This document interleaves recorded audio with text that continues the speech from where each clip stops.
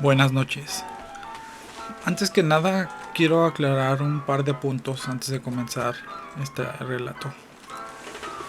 Este relato yo lo recopilé de parte de la testigo y fue ya hace un par de años. Eh, yo les puedo asegurar que esta persona que nos ha contado el relato, yo creo en ella, porque es una persona seria y no es muy dada a este tipo de juegos, de inventar relatos. Y también quiero aclarar que durante la época en que ocurrió esto, no, aún ni siquiera existía ni la obra de Stephen King, y muchísimo menos la miniserie que la puso de moda. Dejando esto bien marcado, comenzamos. La tienda de telas. Cuando era niña, mi madre trabajaba en una tienda de telas muy grande ubicada en el centro de Guadalajara. Esto ocurrió ya hace muchos años atrás. La tienda que hoy lleva un nombre muy famoso, que no voy a mencionar aquí, pero que todos conocen, eh, la del la que está marcada con rojo. Esa no es. Eh, pero esta tienda en la que ella trabajaba fue reubicada y el nombre original fue modificado tiempo después. Por aquellos años, esta tienda estaba dentro de una casona antigua, de las primeras que construyeron los españoles, cuando aún era conocido como la Nueva Galicia. De hecho, el negocio era de una familia que por generaciones se dedicaron al comercio de telas. No conozco mucho sobre la historia de la familia, pues su ascendencia es casi tan antigua como la fundación misma de la ciudad. Mi madre trabajaba en la tienda, en la más antigua. Por aquel entonces también se daban cursos de costura. Además, había talleres de costura donde se realizaban trabajos de sastrería de alto nivel en las partes arriba del edificio. El salón donde daban las clases era el último piso, uno después de la bodega donde se apilaban los casimires más finos. Mi familia era bastante pobre en ese entonces. Mi abuela vivía con 5 de sus hijos en una vecindad en el barrio de Santa Tere. Mi padre jamás se hizo responsable de mí, mucho menos de mi madre.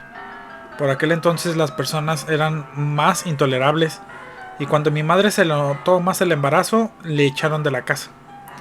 Por suerte, uno de los dueños de la tienda de telas era bastante humanitaria. Ella nos acogió a mi madre y a mí en un cuarto en una casa cerca del Parque Morelos. Como en ese entonces mi madre no contaba con nadie que pudiera cuidarme, le permitían que me quedara con ella. Así pasé varios años de mi vida, hasta donde tengo conciencia. Me encantaba jugar entre los rollos de tela. Me gustaba esconderme dentro de las islas e imaginar que entraba a un mundo mágico donde yo era una heroína. Así pasé varios años en los que no sentí miedo alguno de nada. Mi madre me daba una vida decente, incluso entré a la escuela como lo haría cualquier otro niño de mi edad. Por las tardes siempre la pasaba con mi madre en su trabajo. Creo que varias veces escuché decir a dos señoras, que eran costureras, que habían visto y escuchado sucesos extraños que asociaban con fantasmas. Uno esperaría que un edificio tan viejo contara con sus memorias. El velador se llamaba Pedro y era un hombre muy amable, a pesar de que era alcohólico. Siempre andaba intentando ayudar en cualquier cosa que se llegara a necesitar.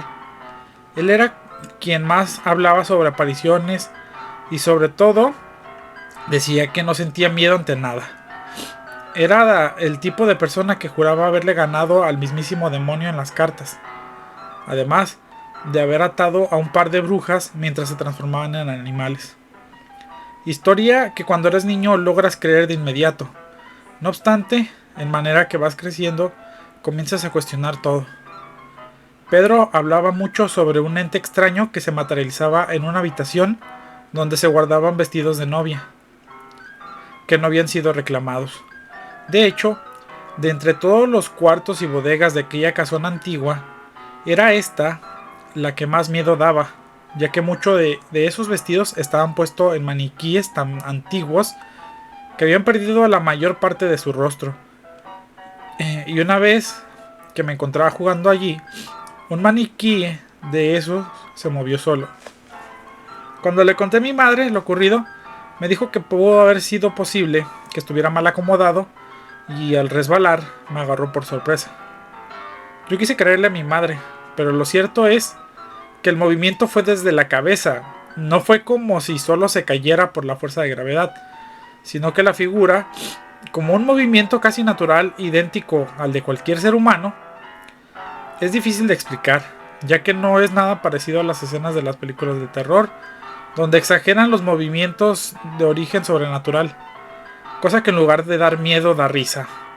Personalmente, lo que más me aterra es que aquello está lejos de toda lógica, como un maniquí moviéndose como un ser humano, uno que por más que le buscas explicación no la encuentras, no debería moverse naturalmente como un ser humano. Modificaron nuevamente todo el edificio, esto a causa de que algunas partes estaban muy dañadas ya por el paso del tiempo. En aquel entonces se permitía el acceso de camiones por la avenida principal. De hecho, incluso la catedral empezó a sufrir grietas. Por eso fue que se modificó un poco la ciudad. Se tuvo que retirar mucho material, de entre los cuales iban esos viejos maniquíes y vestidos de novia antiguos. Por aquel entonces también entró a trabajar una señora que se llamaba Teresa. Ella tenía una niña de mi edad, que llevaba por nombre el mismo que el de su mamá. No tardamos en hacernos amigas, siempre andábamos juntas, las personas nos veían y creían que éramos hermanas, esto debido a que teníamos el mismo tipo de piel y estatura. En ese entonces nos la pasábamos jugando en la tienda, nos escondíamos entre las islas de tela y nos dábamos buenos sustos. Una tarde que hubo mucha gente, dos niños de unos clientes se nos unieron a nosotros para jugar a las escondidas. Era una tarde bastante calurosa. Nunca he vuelto a experimentar un calor en verano como el de aquel año. Jugábamos en la segunda planta, en una zona que no era muy concurrida, ya que allí se encontraban las telas más finas. En una zona en específico hacía frío, cosa que era extraña, debido al clima que hacía el resto del edificio. Era mi turno de contar, pero hice trampa. Fingí mantener los ojos cerrados y recargarme en un muro, mas solo mantuve esa posición unos segundos. En cuanto dejé escuchar los pasos de Teresita y ambos niños, me giré para ver hacia dónde se dirigían. Caminé lentamente hasta que vi a Teresita, que ella se escondía bajo la escalera abajo, mientras que los otros dos niños entraban en una isla de telas. Me quedé enfrente viendo cómo entraban. En eso, uno de los niños se percató lo que yo estaba haciendo y salió de la isla para intentar reclamarme. En eso ocurrió algo terrible. De la isla salió una mano. Llevaba un guante blanco y holanes en las comisuras. La mano se aferró al niño y lo tiró hacia adentro. El niño intentó gritar, pero otra mano salió tapando su boca. En eso tanto Teresita como el otro niño salieron de su escondite y comenzaron a decirme tramposo. Yo intenté callarlos para decirles lo que acababa de presenciar. Entramos juntos a la isla llamando al niño, que si mal no recuerdo se llamaba Eric o algo así, pero del niño ni sus luces. Fuimos a buscar a sus padres, pero del niño ni sus luces, y eso que cerraron las puertas apenas se dieron cuenta de lo que acababa de ocurrir. Pusieron a todos los empleados a mover la tienda patas para arriba para poder encontrar al niño. Desafortunadamente no lo encontraron. Yo di mi testimonio, pero tanto por la edad que tenía en ese entonces como por la descripción dada de las manos que se llevaron al niño, que estaban enguantadas y con un traje de holanes, no me creyeron. Nadie vestía de esa manera tan anticuada. Además, era imposible que alguien así pasara desapercibido por el personal de la tienda. El acto se mantuvo en secreto y durante mucho tiempo mi madre no me dejaba alejarme de ella en el trabajo. Además, se mantuvo solo un acceso a la tienda y se contrató un guardia de seguridad privada para que la custodiara. Sonará cruel, pero al año todos olvidaron de ese incidente. Sería por poca empatía o porque ya jamás volvimos a ver a los padres de los niños. Yo recordaba como en un sueño lo ocurrido. Incluso me llegué a cuestionar si en realidad lo había vivido o soñado. Cuando eres niño, tu mente es más creativa y receptiva. No sería capaz de afirmar ninguna de las posturas. El caso es que, justo cuando todo el mundo pareció olvidarse del asunto, volvieron a bajar la guardia en la tienda, y a Teresita y a mí nos permitieron jugar de nuevo libremente por las islas de telas. Un día, mientras jugábamos en la segunda planta, escuchamos la risa de un niño. Esto me asustó, pero Teresita me calmó diciéndome que era muy probable que solo se tratara de algún hijo de un cliente, así como nosotros. Y en eso Teresita quiso entrar dentro de la isla, pero yo se lo impedí. Le intenté recordar el incidente con el que el par de hermanitos de aquella vez, mas ella parecía no recordar e intentaba zafárseme de la mano. Comencé a jalar su mano hacia mí, forcejeamos un poco y terminamos cayendo.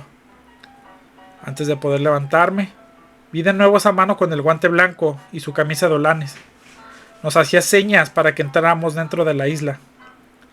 Le dije a Teresita que mirara lo que yo estaba viendo, pero ella parecía como estar poseída. Tenía los ojos en blanco y no me hacía caso. Lo único que se me ocurrió fue pararme y jalar a Teresita hasta llegar a las escaleras. Una vez allí, ella recobró la conciencia y se soltó a llorar. Ya que se logró tranquilizar, me dijo que no sabía lo que estaba haciendo. Era como si hubiera perdido el control de su cuerpo, mientras que su mente estaba atrapada en una eterna oscuridad. Le dije que solo pasaron unos cuantos minutos y que volví a ver la mano que se llevó al niño. Le volví a preguntar si no recordaba ese trágico evento, pero decía que no lograba recordar exactamente lo ocurrido, solo que un niño se había perdido. Sonará bastante extraño. A cualquier persona que intentaba recordarle lo ocurrido, terminaba diciendo que o bien no se acordaba o te cambiaba el tema de inmediato. Parecía como si hubiesen hecho un pacto de silencio en torno a ese suceso, cosa que se esperaría de los adultos, más de Teresita, que era una niña de mi edad, no. Por esa ocasión no volvimos a la segunda planta. Nos subimos a una de las bodegas a jugar con unas muñecas que teníamos allí. No tardamos en encontrar a Pedro, el velador. Aproveché para contarle lo que nos había ocurrido, y al igual que lo venía haciendo con todas las personas, le pregunté si recordaba cuando el niño se perdió en la tienda. Fue la única persona que me dijo que sí, incluso me dio detalles que yo había olvidado. Enseguida le pregunté si no sabía el por qué parecía que ya nadie recordaba ese acontecimiento, que si habían prometido guardar silencio sobre ello o qué. Pedro me dijo que en realidad no recordaban porque la desaparición del niño fue algo de origen sobrenatural, que aquel ente que se lo llevó ejerció una fuerza psíquica poderosa sobre todas las personas, sobre todo en los adultos, que perdían la sensibilidad hacia lo paranormal. Le pregunté a Pedro si sabía exactamente qué era el ser de guantes blancos. Me dijo que no había manera de saberlo, pero sí era posible ahuyentarlo, que él lo intentaría y que nosotras deberíamos de tener cuidado y mantenernos alejadas, sobre todo de la zona en la que el niño se perdió. Esa misma tarde escuchamos unos pasos y el rebotar de una pelota en el pasillo y en las bodegas. Sentí miedo. Lo que me contó Pedro me había puesto aún más nerviosa de lo que ya estaba. Por suerte se llegó la hora de irnos a casa y escuché a mi madre silbando desde la parte de abajo. Así me llamaba. Al salir del pasillo entré en una intersección que te llevaba a otro piso más arriba. Vimos la sombra de un niño pequeño. No pudimos reconocerle un rostro, pero sí escuchamos como si sollozara y pidiera ayuda. No nos atrevimos a acercarnos a él. De hecho, hasta corrí a abrazar a mi madre y enseguida le dije que ya no deseaba pasar las tardes en la tienda, que prefería quedarme en casa, no me importaba si estaba sola toda la tarde. Mi madre primero me dijo que no, pero después de que le estuviera insistiendo, al final terminó accediendo a mi petición, aunque me puso de condición quedarme encerrada y no abrir la puerta a nadie por ningún motivo. Obedecí a mi madre durante un tiempo, pero pronto me aburrí de la programación en la televisión. Por aquellos años no existían tantas opciones como hoy en día, que existe YouTube, Netflix, entre tantas plataformas, donde tú eliges qué ver. Además, siempre fui una niña muy inquieta. Hasta la fecha no puedo estar quieta sin hacer nada más que ver la televisión. La habitación en la que vivíamos tenía una enorme ventana por la que era fácil salir y entrar a la casa. Comencé a escaparme por las tardes y caminar por el centro. En una de esas tardes me encontré a Teresita, a quien le di mi dirección y le dije que le pidiera permiso a su madre de visitarme por las tardes, así no estaríamos aburridas. Pasó una semana para que Teresita me visitara. Yo de la misma manera le dije a mi madre que le había pedido a Teresita visitarme, solo que tuve que decirle una mentira. Le dije que me la encontré en la tienda, pues si le decía la verdad, prácticamente le estaría confesando que escapaba de casa, y esto seguramente me pararía una buena tunda. Cuando me visitó, la noté demasiado extraña. Pasó de ser una niña alegre y tan inquieta como yo a ser una niña callada y tranquila. Yo para ese entonces ya estaba en la pubertad y supuse que Teresita también, y era por ello su cambio de humor, pero me equivocaba. Ella me contó que seguía estando en la tienda de telas, que al fin lo había recordado todo. El niño que desapareció, la mano enguantada, que logró recordarlo todo. Esto gracias a que siguió al fantasma del niño que vimos. Él le enseñó el lugar donde murió y lo peor de todo, el ser que se lo llevó. Este ser iba vestido como una especie de mimo. Este tipo de mimos era muy común verlos en el centro de Guadalajara actuando y haciéndoles... siempre se ve el amontonadero de gente, sobre todo en lo que es Plaza Universidad. Ahí se suelen reunirse. Y según Teresita, actuaba igual que un mimo. Ella lo vio dentro de una de las bodegas. Decía que no parecía un ser humano, sino algo que quiere hacerse pasar por uno. Alguien gracioso que intenta llamar la atención de los niños para llevárselos a un pozo donde estaba el alma del niño perdido. También me contó que ella ya no se alejaba de la caja en la que su madre trabajaba y que cada vez que le pedían un mandado, Teresita se negaba, cosa que hacía enojar a su madre, a pesar de que le había contado en reiteradas ocasiones que tenía miedo del extraño mimo que vivía entre las telas. Su madre le acusaba de ser una mentirosa y una floja. Después de escuchar la historia de Teresita, me quedé atónita. Sabía que algo se escondía entre las telas. No era algo humano, sino algo tan siniestro y malvado como para alimentarse de niños.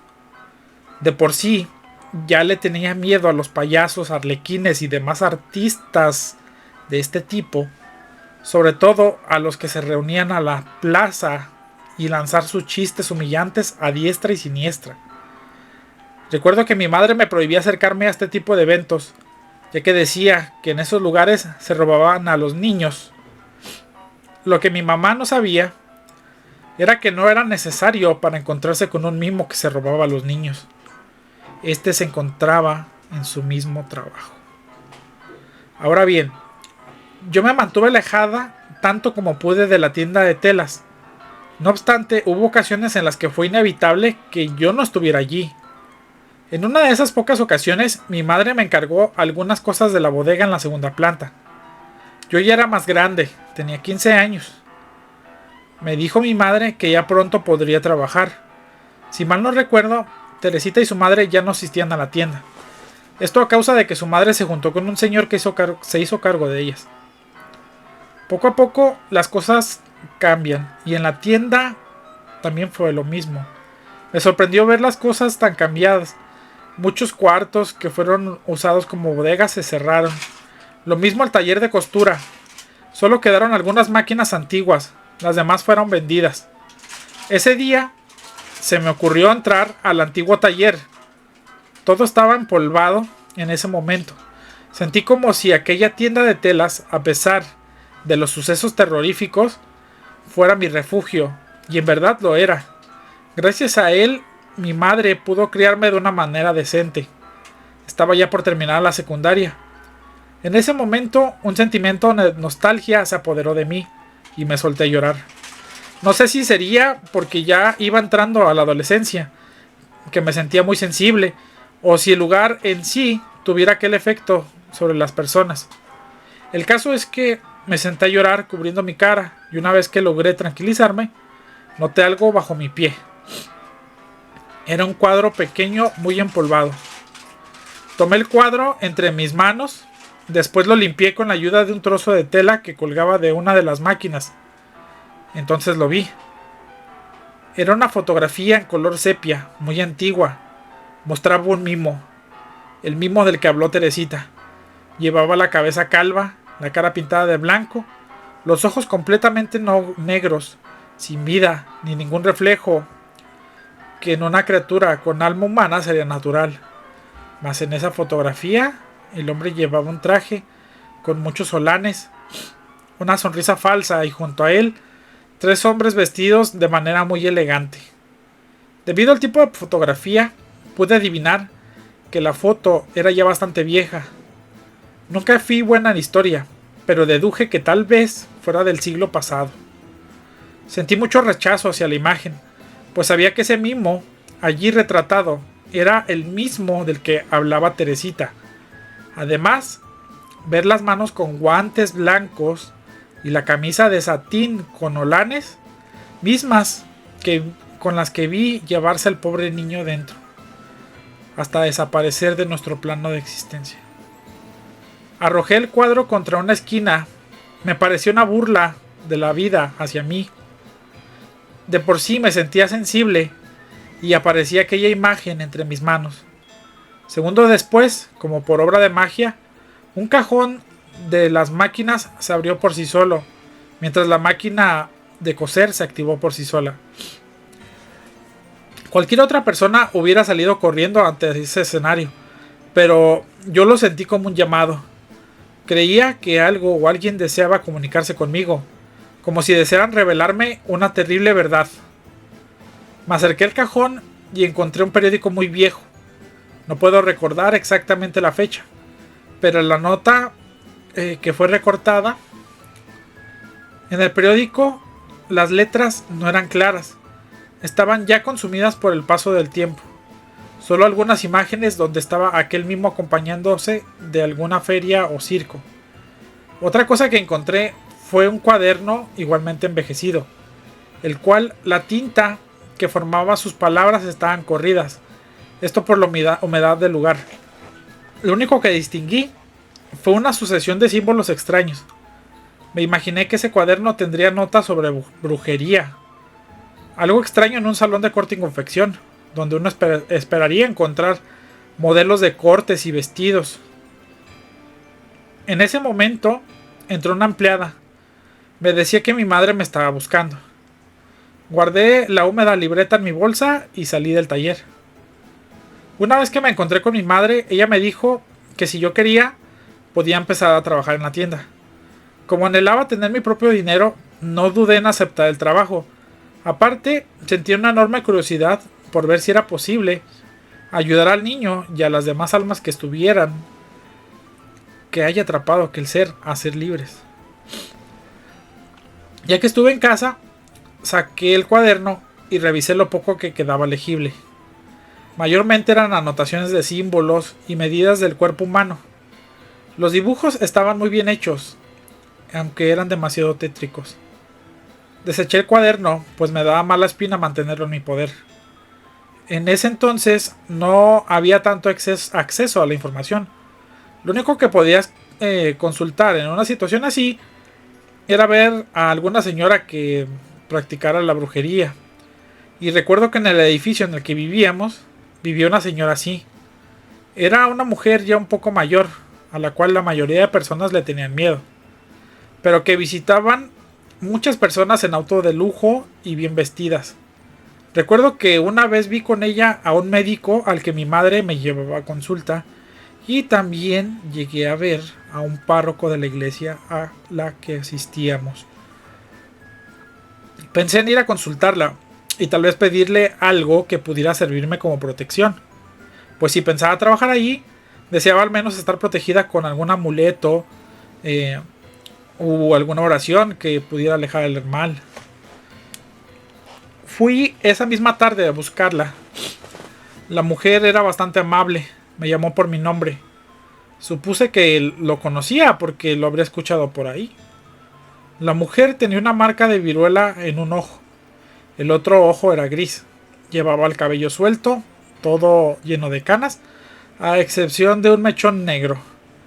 La señora me invitó a sentarme junto a ella y beber un poco de té, cosa que al principio me dio desconfianza, pero se me hacía algo descortés rechazarla.